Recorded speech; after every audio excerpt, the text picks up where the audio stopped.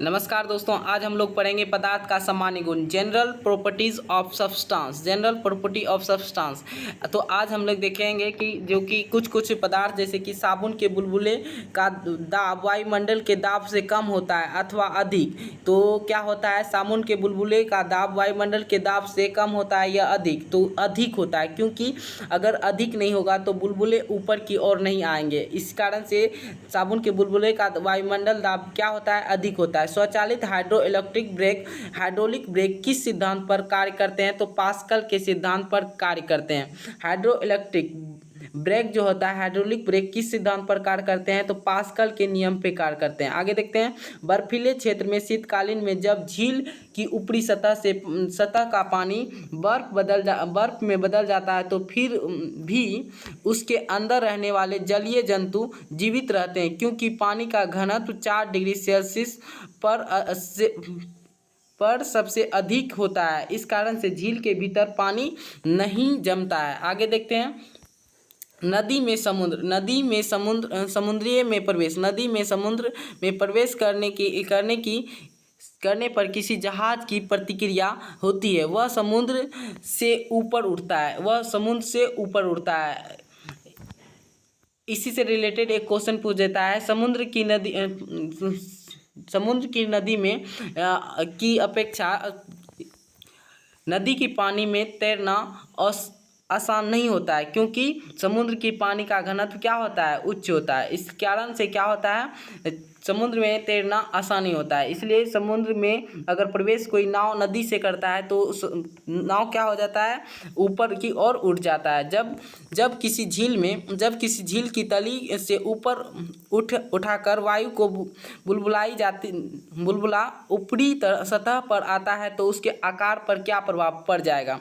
तो क्या प्रभाव पड़ेगा? तो बढ़ जाएगा। क्या जाएगा? बढ़ जाएगा। जब किसी झील की तली उठाकर वायु के बुलबुले के ऊपर सतह पर आता है तो उसका आकार क्या हो जाता है? तो बढ़ जाता है। आगे देखते हैं, किसी वस्तु की मात्रा बदलने पर उसका घनत्व यानी डेंसिटी पर क्या प्रभाव पड़ेगा? वस्तु का घनत्व अपरिवर्तित रहेगा, यानी कि उसके घनत्व में कोई चेंजेस नहीं आएंगे। हवाई जहाज से यात्रा करते समय पेन से स्याही क्यों निकलती है? तो क्यों निकलती है? क्योंकि वायु का दाब कम हो जाता है। इस कारण से क्या होता है कि उसे फेंक देता है। आगे देखते हैं, नदी की अपेक्षा समुद्र में तैरना आसान क्यों होता है? अभी तुरंत ये क्वेश्चन बोले थे। तो नदी की अपेक्षा समुद्र में तैरना आसान क्यों होता है? क्योंकि समुद्र के जल का घनत्व नदी के जल के घनत्व से अधिक होता है। आगे देखते हैं, समुद्र में प्लवन करते हुए बर्फ का पिंड पानी की सतह से 1/9 भाग ऊपर उठा हुआ होता है, इसलिए बर्फ पिघलती है तो पानी के स्तर में कोई परिवर्तन नहीं होता है। बोला जाता है बर्फ का 1/9 भाग पानी के ऊपर उठा रहता है, तब पर भी बर्फ अगर पिघल जाती है तो पानी का स्तर में कोई परिवर्तन नहीं होता है। आगे देखते हैं, पृष्ठीय तनाव यानी सरफेस टेंशन का क्या कारण है? तो ये अणुओं के माध्यम और यानी कि संजक बल यानी कोहिसिव फोर्स को अप्लाई होता है। सरफेस टेंशन में किसका फोर्स, कौन सा फोर्स अप्लाई होता है? Cohesive force. बैरोमीटर के पैमाने में अचानक गिरावट आने पर कौन सी मौसमी दशा इंगित होती है? तो तूफानी मौसम में तेल जल के पृष्ठ पर क्या फैल जाता है?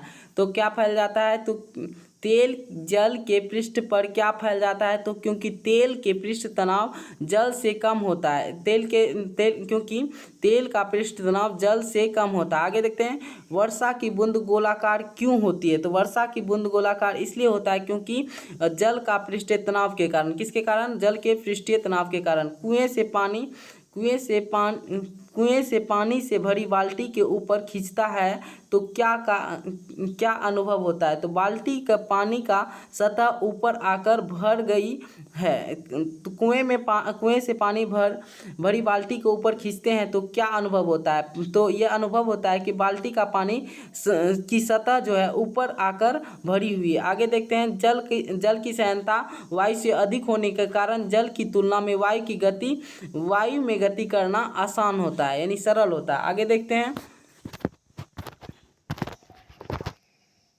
वायुमंडल में बादलों की तैरने का क्या कारण है? वायुमंडल में बादलों की तरह बादल को तैरने का क्या कारण है? क्या कारण है? तो वायुमंडल में घनत्व की तुलना में बादलों का घनत्व कम होता है। वायु का घनत्व जो होता है बादलों के घनत्व से कम होता है, जिस कारण से वायुमंडल में क्या होते हैं, बादल तैरते हैं। आगे देखते हैं, लोहे का घनत्व उसके द्वारा हटाए गए जल के अपेक्षित घनत्व से अधिक तथा पारे के घनत्व से कम होता है। इस कारण से लोहे की कील तौर पर पारे पर तैरती रहती है।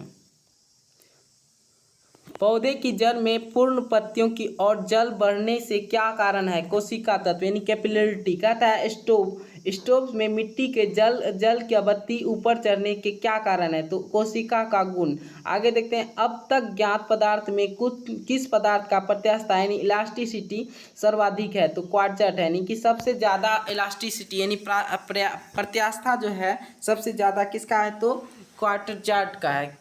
किसका है? तो क्वार्ट्ज का है।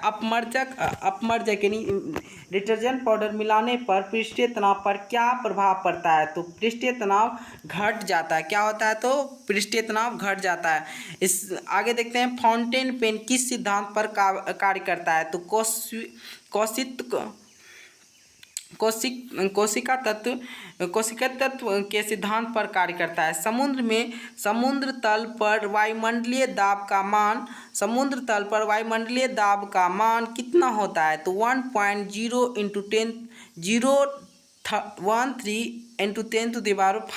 10⁵ पास्कल होता है।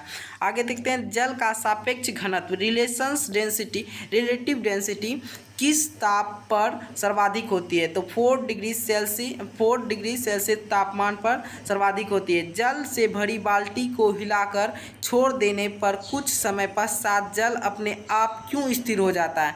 श्यानता के कारण जल क्या हो जाता है? स्थिर हो जाता है। धातु की शुद्धता ज्ञात करने में किस सिद्धांत का प्रयोग किया जा सकता है? आर्किमिडीज का सिद्धांत का प्रयोग किया जाता है। जल से निकले शोविंग ब्रश में बाल आपस में किस कारण से चिपक जाते हैं? पृष्ठीय तनाव के कारण। स्टील रबर की अपेक्षा अधिक प्रत्यास्थता क्या होती है? तो स्टील के लिए अधिक अपरूपक यानी बल डिफॉर्मिंग फोर्स की आवश्यकता होती है। किसकी आवश्यकता होती है? डिफॉर्मिंग फोर्स की आवश्यकता होती है। देखते हैं, वाहनों में स्नेहक तेल यानी लुब्रिकेंट ऑयल का प्रयोग क्यों किया जाता है?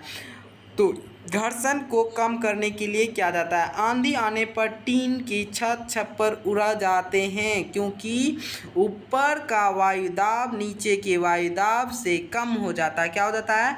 ऊपर का वायुदाब जो होता है वो क्या हो जाता है? नीचे के वायुदाब से कम हो जाता है। किसी वस्तु की सतह के लंबवत लगने वाले बल को क्या कहते हैं? तो प्रोनोदक कहते हैं। रॉकेट किसका उदाहरण है? तो प्रोनोदक ईंधन का उदाहरण है। देखिए, किसी वस्तु के सतह लंबवत लगने वाले बल को क्या कहते हैं? प्रोनोदक यानी ट्रस्ट कहते हैं। आगे थैंक यू, मिलते हैं अगले वीडियो में, तब तक के लिए जय हिंद जय भारत।